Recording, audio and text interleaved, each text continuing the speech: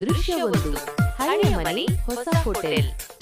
ಬೆಂಗಳೂರು ನಗರದ ಒಂದು ಕೋಣೆಯಲ್ಲಿ ಹಳೆಯ ಮರದ ಮನೆಯನ್ನು ಶ್ರುತಿ ಎಂಬ ಯುವತಿ ಒಂದು ಚಿಕ್ಕ ಹೋಟೆಲ್ ಆಗಿ ಬದಲಾಯಿಸುತ್ತಾಳೆ. ಹೋಟೆಲಿನ ಹೆಸರು ಮುತ್ತಿನ ಅಡಿಗೆ. ಹೆಸರು ಕನ್ನಡದಲ್ಲಿರುವ ಬೋರ್ಡ್ ಹೊಳೆಯುತ್ತಿದೆ. ಆದರೆ ಇಲ್ಲಿ ವಿಶೇಷ ಏನೆಂದರೆ ಅಡಿಗೆ ಮನೆ ಸರ್ವಿಸ್ ಎಲ್ಲವನ್ನು ನಿರ್ವಹಿಸುವವರು 4 ಬೆಕ್ಕುಗಳು. ದೃಶ್ಯ 2 ಅಡಿಗೆ ಮನೆಯ ಗದ್ದಲ. ಬೆಳಿಗ್ಗೆ ಬೆಳಕು ಬೆಳಗುತ್ತಿದ್ದಂತೆ ಬೆಕ್ಕುಗಳು ಕೆಲಸಕ್ಕೆ ಧುಮುಕುತ್ತವೆ. ಸ್ಫಟಿಕ ಮೊಟ್ಟೆ ಒಡೆಯುತ್ತಾ ಇರುತ್ತದೆ, ಬಿಳಿ ಫ್ರೈ ಮಾಡುತ್ತದೆ, ಚಿನ್ನು ಮಸಾಲೆ ಕಲೆಯುತ್ತದೆ, ಕುಚ್ಚಿ ಬಿರಿಯಾನಿ ತಟ್ಟೆಗೇರಿಸುತ್ತವೆ.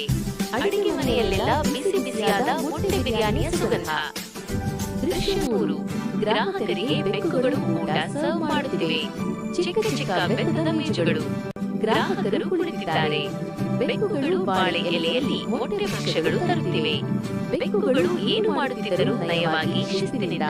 ಮಕ್ಕಳಂತೂ ಖುಷಿಯಿಂದ ಬೆಕ್ಕುಗಳನ್ನು ನೋಡುತ್ತಿದ್ದರು. ದೃಶ್ಯ 4 ಜನ ಅಚ್ಚರಿಯಿಂದ ವೀಕ್ಷಿಸುತ್ತಿದ್ದಾರೆ. ಮೊದಲು ಜನ ನಂಬಲಿಲ್ಲ. ಬೆಕ್ಕುಗಳು ಹೋಟೆಲ್ ನಡೆಸುತ್ತಿವೆಯಾ ಎಂದು. ಆದರೆ ತಿಂಡಿ ರುಚಿ, ಬೆಕ್ಕುಗಳ ಒಡನಾಟ ಎಲ್ಲವನ್ನೂ ನೋಡಿ ಎಲ್ಲರೂ ಆಶ್ಚರ್ಯಚಕಿತರಾಗುತ್ತಾರೆ. ಒಂದು ಹುಡುಗಿ ಬೆಕ್ಕನ್ನು ತುಳಿಯಲು ಹೋಗಿದಾಗ ಅದು ಕಣ್ತುಂಬಿ ನಗುತ್ತದೆ. ದೃಶ್ಯ 5 ಹೋಟೆಲ್ ವೈರಲ್ ಆಗುತ್ತದೆ.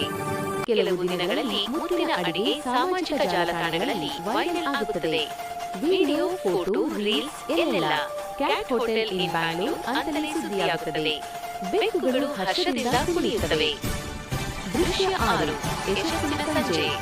ಸಂಜೆ ಹೊತ್ತಿನಲ್ಲಿ ಹೋಟೆಲ್ ಸುತ್ತ ಮಿಂಚು ದೀಪಗಳು ಬೆಳಗುತ್ತವೆ. 4 ಬೆಕ್ಕುಗಳು ಹೊರಗಡೆ ಕುಳಿತಿದ್ದು ಹಾಲು ಕುಡಿಯುತ್ತಾ ನಗುತ್ತಿವೆ. ಹಿಂದೆಯೇ ಬೋರ್ಡ್ ಹೊಳೆಯುತ್ತದೆ ಮೈನಸ್. ಮುತ್ತಿನ ಅಡಿಗೆ 1 ಬೆಕ್ಕುಗಳ ಹೋಟೆಲ್. ಸಾರಾಂಶ: ಈ ಕಥೆಯು ನವೀನತೆ, ಪ್ರಾಮಾಣಿಕತೆ ಮತ್ತು ಸ್ವಲ್ಪ ತಮಾಷೆಗಳಲ್ಲಿ ಹೇಗೆ ಯಶಸ್ಸು ಸಾಧ್ಯ ಎಂಬುದನ್ನು ತೋರಿಸುತ್ತದೆ. ಚಿಕ್ಕದರಲ್ಲೂ ಚಮತ್ಕಾರ ಸಾಧ್ಯವಿದೆ.